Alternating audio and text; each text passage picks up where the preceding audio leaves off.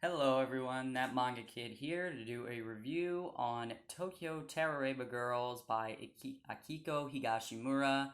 It is finally complete in 9 volumes.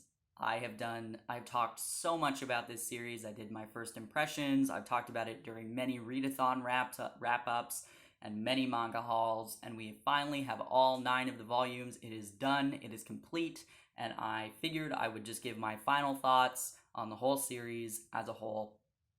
So, this story, if you do not know, is about these 3 women on the front cover here who are in their 30s at this point, I believe, and they are not married, they don't have kids, they all just still hang out at a bar during the week and drink themselves stupid and then complain about men and their lives and what could have been, I guess. And so they're confronted by this young 20 something model who he confronts them and says, look, if you spend the rest of your lives sitting here drunk in a bar complaining about men, you're never going to find one. You're never going to get married. You're never going to have kids, and you're never going to be happy if you just sit here complaining all the time. And so they're pissed off that this young guy is calling them out on their bullshit, um and so they're like it lights a fire under their butt to start kind of pursuing men and trying to get married. Their goal is to be married by the Tokyo 2020 Olympics. And so it begins a story of kind of trying to find somebody to marry, and it's a story about potentially settling for someone you don't actually love very much just for the sake of getting married. It goes into reigniting past relationships in an effort to try and, you know, get back that feeling that they had in their 20s with that person. And the 3 of them just kind of go into all these relationships, and it's not like the friends mostly are sticking to like one person, both of which are problematic relationships. And then the main character, she's kind of playing the field a little bit to try and find somebody, because every time she thinks she's found somebody, something happens with them and she's like, this just doesn't feel right. I don't know why I'm doing this. And this guy is not the one I want to spend the rest of my life with. And so it's really a story about their friendship and their trying to figure out what it is they actually want from life, because they feel the societal pressure of being in your 30s and not married or with kids. And they all have careers, which is nice because you get to kind of see their jobs and whatnot and see what they're up to. But it also seems like in their jobs, some of them are not satisfied with that either. And so it's all just this like crumbling weight of expectations that they're putting on themselves and that they're also getting from outside forces telling them that you're not good enough right now and you're already like the clock is ticking, which is hilarious to me because 30 is not old.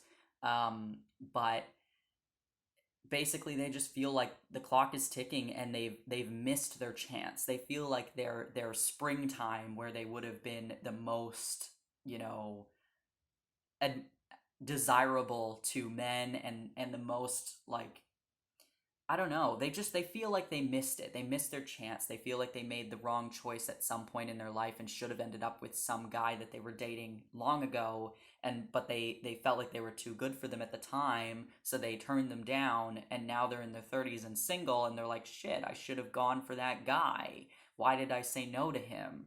Right? And it's very interesting and absolutely hilarious. I laughed so hard throughout this series. The comedic timing in here is perfect for me personally. I found it so funny. I really love these characters, the 3 women, and I also really like the model guy, even though he's like a, you know, kind of he's a little twit. He's got issues, of course. There's a drama backstory about him, and a dramatic backstory, and you find that out as you go along, and it's just, I really enjoyed it. Now, that being said, what I did not like about it at all, and this is me personally, I don't know if anybody else found this extremely annoying. I know some people thought it was funny, and that was the point, I guess, was to be funny. But so they're called the what if girls because they constantly are like, what if I did this? What if I did that? Things would have been different.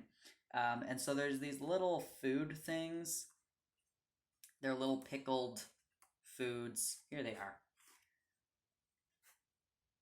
These two things that follow our main character Rinko around for the entire story, and they're things that she can see them. They're kind of like her imaginary little buddies who follow her around and constantly kind of berate her. But so they say, because they're what if girls, these little dudes are like the what if things in her mind, and so they say what if with all of their sentences, and it drove me insane to the point where I was mostly skipping their dialogue by the end of this series because I could not. It was infuriating me to look at to read their sentences that all include what if. It just drove me nuts. And I don't know what it was about it, but it just, my mind could not handle it. I did not like reading it. I did not want to look at it. It made me so angry, and I'm like, to the point where I'm like, should I get a Sharpie and just block out those words so I never have to look at them again? Because the repetition of it and the fact that it was part of every single speech bubble that those two had, and they're in the entire story pretty significantly, it drove me up the wall, and I hated it.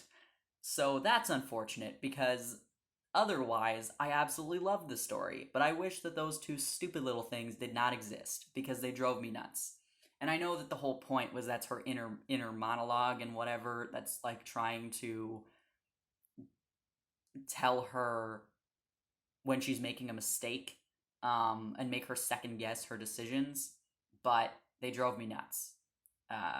Could not handle it. So that's unfortunate.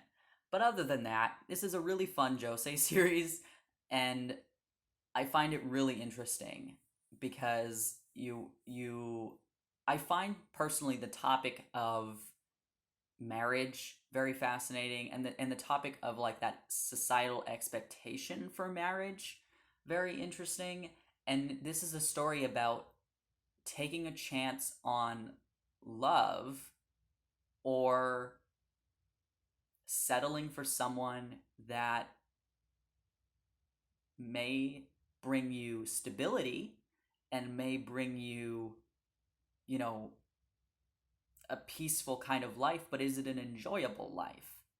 Is that person going to make you excited to come home to them? Is that person going to make you feel like your best self? And is that necessary?